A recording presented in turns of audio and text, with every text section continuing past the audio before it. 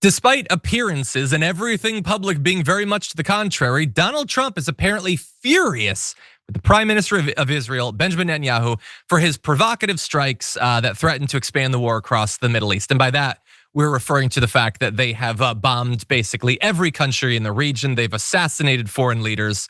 They've waged war everywhere they're capable of doing it. And according to Trump behind the scenes, he's not happy about that. He apparently said he's effing me, saying about Netanyahu, according to officials who heard the comment. He was in conversation with senior aides, including Secretary of State Marco Rubio, about how to respond to, for instance, the assassination of Hamas negotiators in Qatar at that point. Trump reportedly wants a ceasefire. Netanyahu wants a forever war, because as long as he can maintain that, he thinks he'll never have to face the corruption charges that are waiting for him when things finally cool down.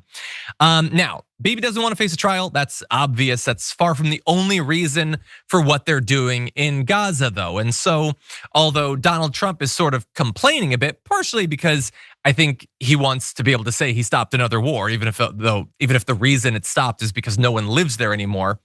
The far-right finance minister of Israel suggested a real estate bonanza in Gaza will follow the war. Oh, sure, genocide's not great, but think about the real estate opportunities. And he said, this is Smotrich, by the way, says, we have done the demolition phase, which is always the first phase of urban renewal. Now we need to build.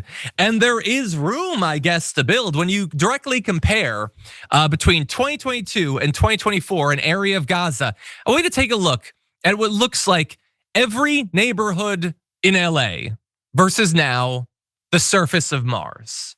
Because they've destroyed every building, they've killed most of the people, they've accomplished their goals. And the finance minister is being very clear about what the goal was. We're taking that land, okay? It's never going back to them. If there's even a people still remaining, it's ours, not theirs.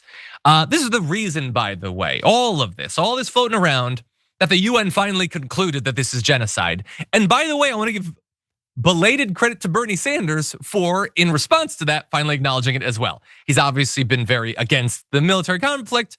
His willingness to sign under certain language has been a little bit frustrating, but he's now on board, which is good.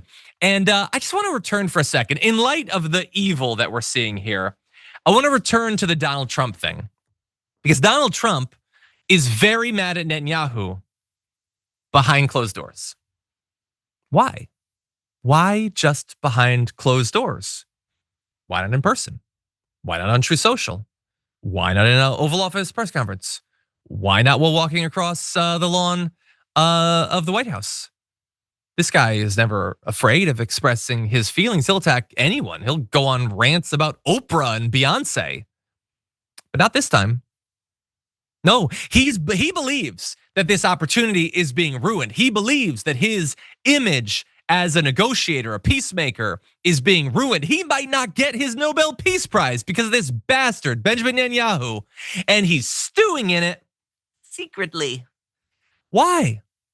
Because he's a little bitch, that's why. Because he can't come out and actually say it. Because he is the submissive in this relationship. And that is not me he's expressing that. He's stewing secretly, publicly. Oh, it's amazing. Oh, Bibi, you're so great, great strategy. Oh, you're the best or whatever. And he can only express his actual views behind closed doors because he knows something would happen if he expressed it openly. And we can debate what that is. I don't know. Maybe Netanyahu goes even crazier or whatever if he feels like the America isn't on board. Maybe Donald Trump and the Trump organization won't get primo real estate if Trump doesn't support everything that he does. Maybe AIPAC won't fund some of their candidates or something like that. I don't know exactly what the influence Netanyahu has over Donald Trump. But when Donald Trump, a guy who again has never missed an opportunity to come out in front of a camera and start bitching about what somebody's doing and giving them nicknames and attacking them and all of that, all of a sudden, oh, he's tiny, he pudding soft. He in a little cabinet where he can talk about his true feelings. I don't want to offend Bibi in public. It is utterly pathetic. And by the way, like I do this sort of segment in no small part to make sure that MAGA knows how pathetic this is. But let's also be clear.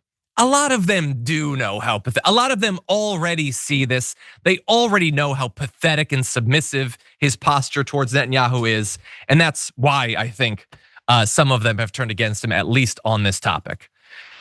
Anyway, we had other stuff on that. I think we should probably. Should we play the last video? Let's play the last video very briefly. We'll build safe communities a little bit away from where they are, where all of this danger is. In the meantime, I would own this. Think of it as a real estate development for the future. It would be a beautiful piece of land. Would the Palestinians have the right to return? No, they wouldn't, because they're going to have much better housing, much better. In other words, I'm talking about building a permanent place for them. Because if they have to return now, it'll be years before you could ever. It's not habitable. So first of all, what an indictment of the military strategy of the IDF, that they have rendered this entire land uninhabitable, according to Trump, who's excited about it. He likes that it's uninhabitable because he's going to be able to build resorts or whatever.